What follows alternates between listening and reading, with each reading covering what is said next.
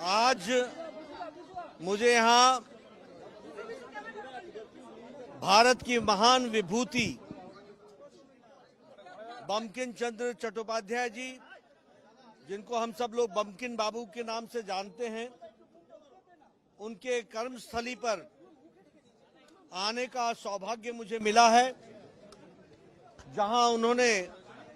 अपने जीवन के 5 साल गुजारे हैं और साथ ही साथ उन्होंने यहाँ बहुत सी रचनाएं को एक कार्य रूप दिया, जो रचनाएं सारी दुनिया में और सारे देश में और बांग्ला लिटरेचर में और बंगाल की संस्कृति को प्रदर्शित करने वाला, सुगंधित करने वाला,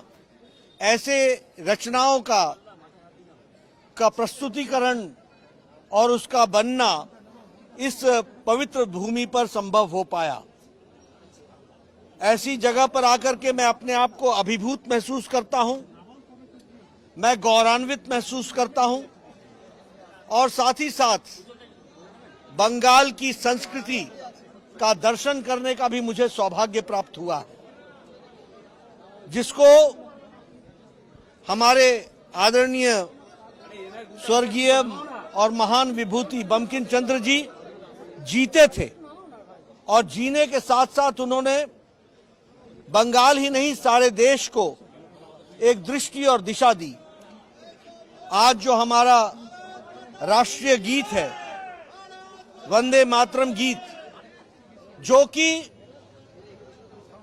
हमारे देश के आजादी का मंत्र बन गया, उसकी रचना यहीं गंगा नदी और हुगली नदी के तट पर हमारे बंकिम चंद्र जी ने रची थी। आज मुझे ऐसे स्थान पर आने का सौभाग्य मिला है। मैं सच में अपने आप को पुनः अभिभूत महसूस करता हूं, गौरवान्वित महसूस करता हूं और नई ऊर्जा और संचार के साथ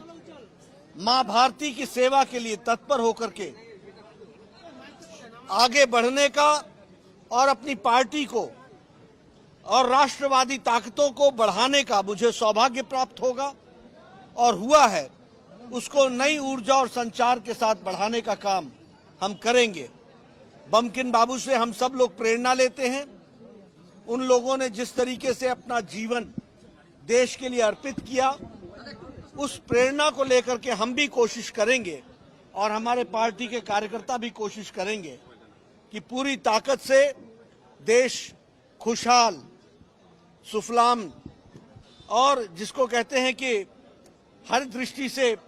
मंगलमय हो, परिपूर्ण हो, देश हर दृष्टि से भरा पूरा रहे, समाज में मंगलमय वातावरण रहे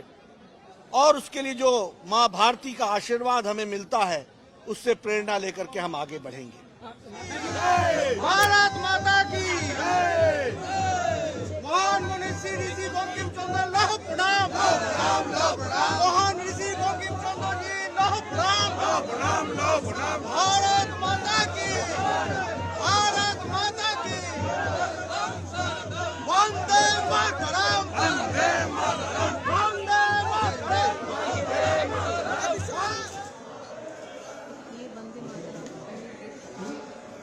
एम्बियंस